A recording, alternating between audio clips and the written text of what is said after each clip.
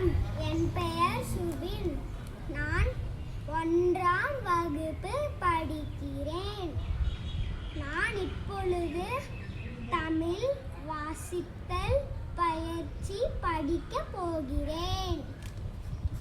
இக்கு கொக்கு கோ இக்கு கொக்கு இக்கு தக்காளி தக்காளி தக்காளி இச்சு எலுமிச்சை இச்சு அச்சாணி இட்டு சட்டை இட்டு முட்டை